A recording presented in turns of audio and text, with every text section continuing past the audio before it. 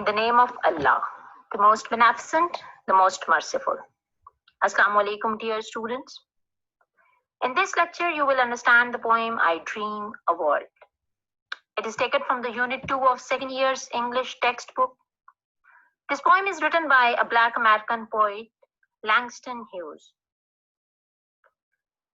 If you recall the lecture of Blades of Grass delivered by Sir Ehsanullah, he has discussed different terms in the very beginning of his lecture in a very beautiful manner, in a very elaborative manner. He has discussed terms like poem, stanza. He has also described the way you have to attempt the questions of paraphrasing and explanation. So we will directly move on to our poem. First of all, we will learn some information regarding the poet. As it is very important from MCQ's point of view, as I have already told you, he was a Black American poet born in Missouri, USA in 1902 and died in 1967. He was a versatile writer, poet, essayist, playwright, and beside that, he was a social activist as well, and columnist who talked and wrote a lot in favor of discriminated Black community, Black people. He wrote more than 35 books, and he served at the University of Chicago and Atlanta. Now, come to the poem. First, we'll talk a bit about the title of the poem. What do you understand after reading the title of the poem?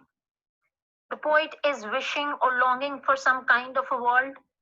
But what sort of a world he is dreaming about? You will come to know after reading the poem. Our discussion, it will also help you to dig its theme as well. But before moving on to the poem, first we'll have a reading of the poem. We will read the poem first to understand the correct pronunciation, intonation pattern. I dream a world where a man, no other man will scorn, where love will bliss the earth and peace its path adorn. I dream a world where all will know sweet freedom's way, where greed no longer saps the soul, nor avarice blights our day. A world I dream where black or white, whatever race you be, will share the bounties of the earth and every man is free.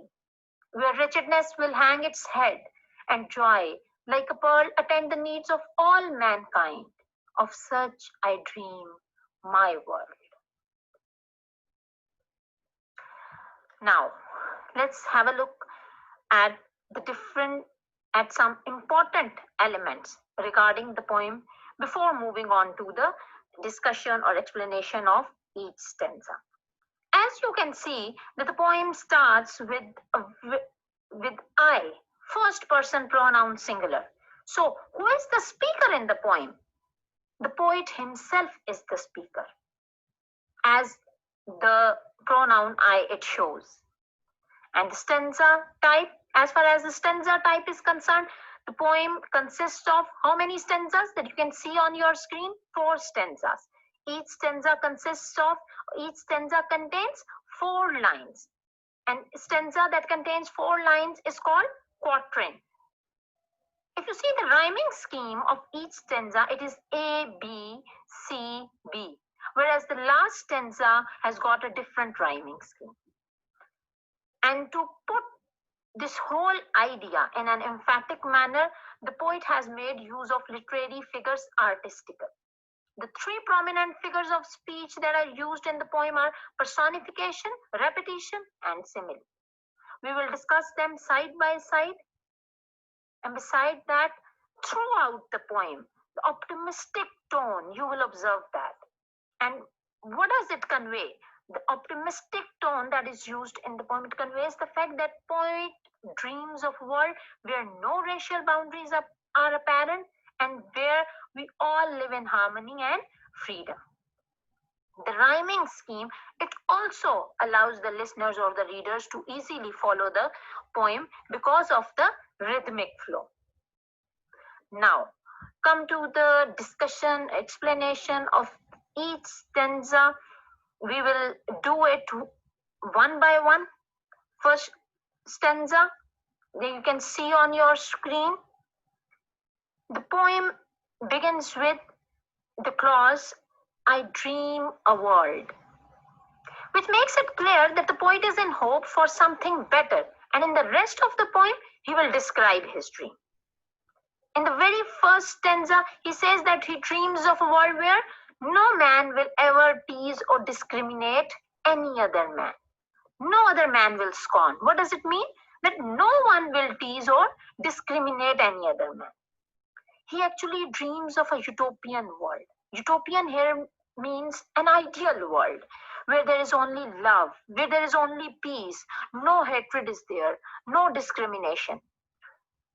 Actually, the poet himself is a Black American poet, and he is talking about the blacks in this poem, that they should be treated like whites in such a world where there will be, he's thinking about a world where there will be only love and peace everywhere, which will make this ideal world more beautiful. There will be perfect happiness. Now, if you see the third line, where love will bless the earth and peace its path adorn. Love here, love here is the love that is for whole humanity in general and blacks in particular. And peace is the eradication, it is the elimination of discrimination. The poet expresses his desire for love and peace in the world. Now, come to the second stanza. It also begins with the same sort of words, I dream a world. Repetition is there. Langston, the poet, he has used repetition to make a clear, strong statement throughout the poem. The use of repetition, it basically creates a deeper understanding of the perspective of the perfect world and emphasizes the meaning of the poem. So the poet desires a world where everybody will enjoy the freedom. Freedom of speech, freedom to get facilities, freedom to roam everywhere, and freedom in all walks of life.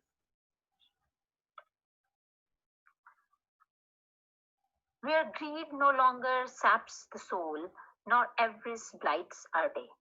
So there will be no greed.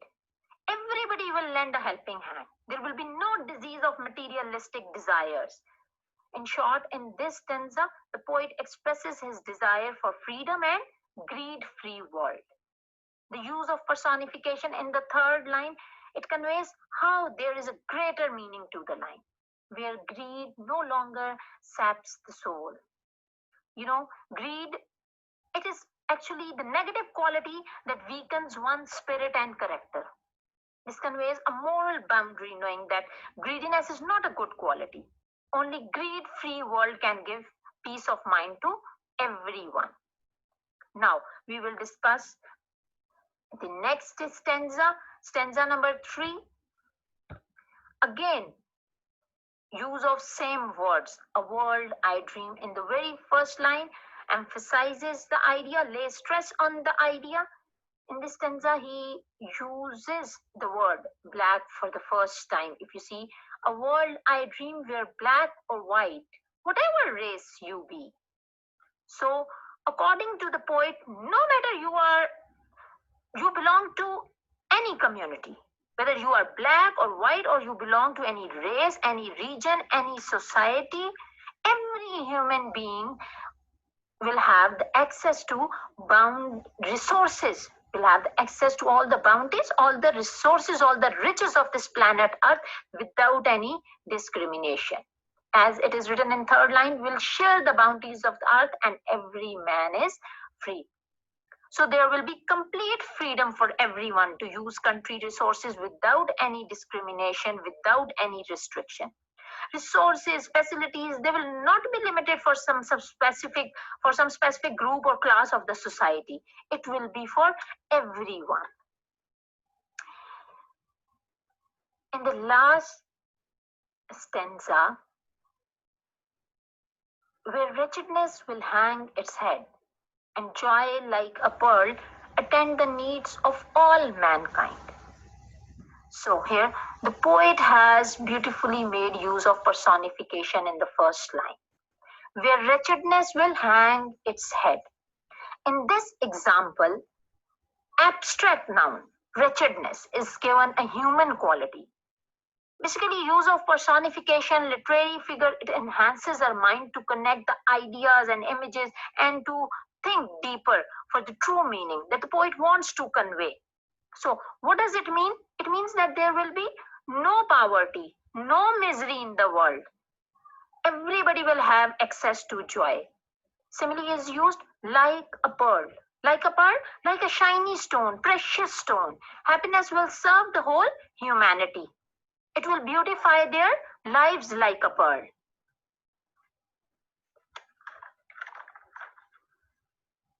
Thus, you can see that the whole poem, it is about the dream of a poet for the blacks who have suffered on the basis of race and color.